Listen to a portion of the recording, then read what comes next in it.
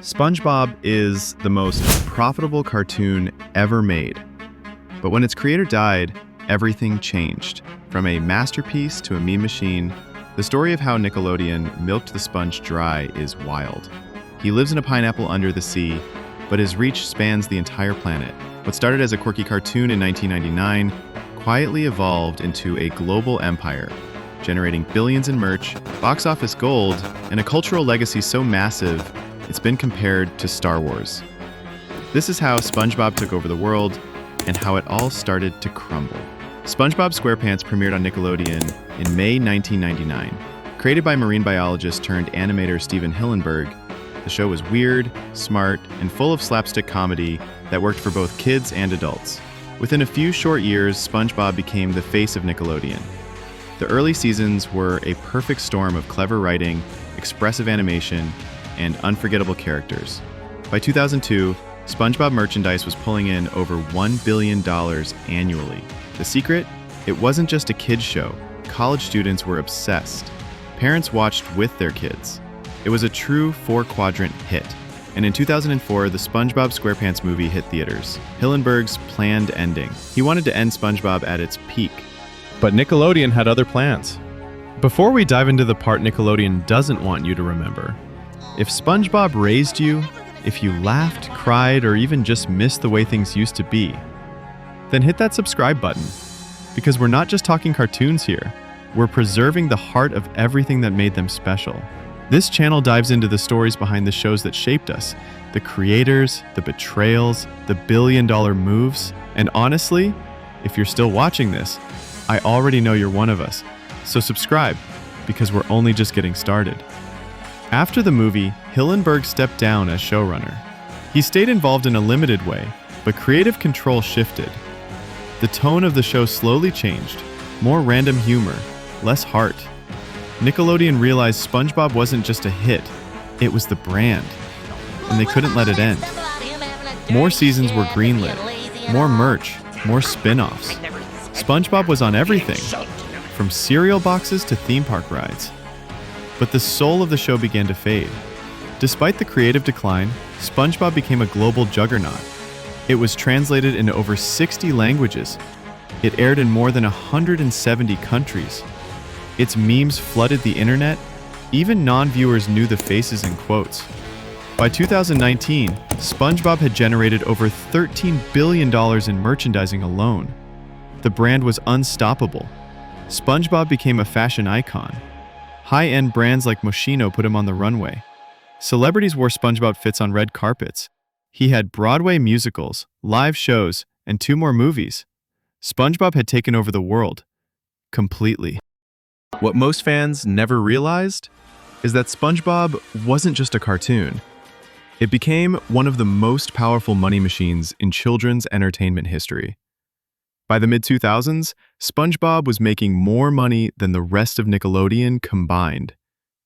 Licensing deals exploded.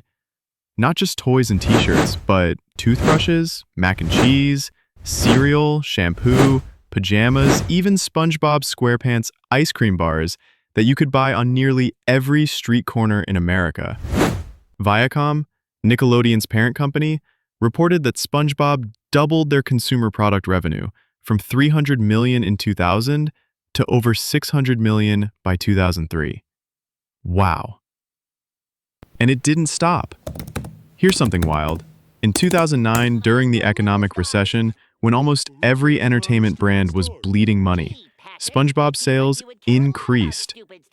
While Disney was scaling back, Nickelodeon went all in on yellow. SpongeBob was the safest bet in entertainment. A walking, talking, absorbent cash SpongeBob. And then came the crazy partnerships.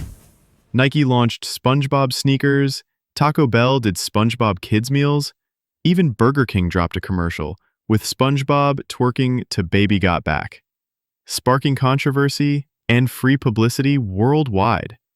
SpongeBob wasn't just dominating TV, he was infiltrating every screen, every aisle, every commercial break. And it worked. By 2013, he had officially surpassed Mickey Mouse as the most licensed character on Earth. Let that sink in. But not all of SpongeBob's success made it to air. There's a darker side. Ideas and episodes Nickelodeon shut down, censored, or shelved entirely. Take the episode Midlife Crustacean. It aired in 2003 and featured Mr. Krabs going on a panty raid with SpongeBob and Patrick. Years later, Nickelodeon pulled the episode from streaming, DVDs, and TV rotations, without warning. Then there's The Splinter, To Love a Patty, and A Pal for Gary. Episodes so gross, weird, or disturbing, they sparked debates online about whether SpongeBob was still a show for kids.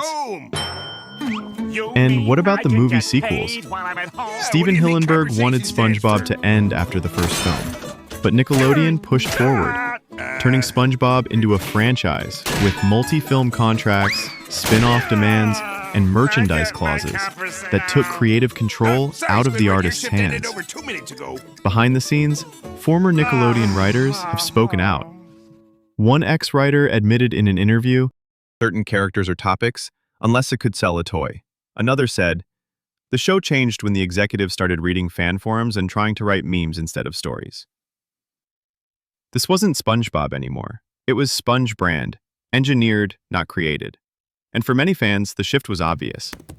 In 2018, Steven Hillenburg passed away from ALS. Fans mourned, but what came next caused outrage. Nickelodeon immediately began pushing spin-offs Hillenburg had publicly said he never wanted. Shows like Camp Coral and The Patrick Star Show launched, directly contradicting his original vision. To many fans, it felt like the final betrayal.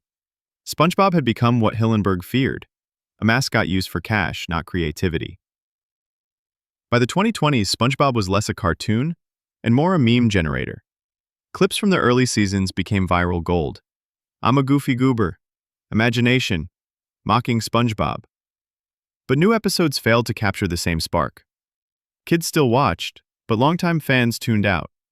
The charm, the wit, the emotional depth, gone. It became clear, the show was running on brand momentum, not creativity. And Nickelodeon didn't care, because SpongeBob was still selling. So what's SpongeBob's legacy? Is it the brilliant first few seasons that raised a generation and changed kids' TV forever? Or is it the overmarketed, corporatized shadow it became?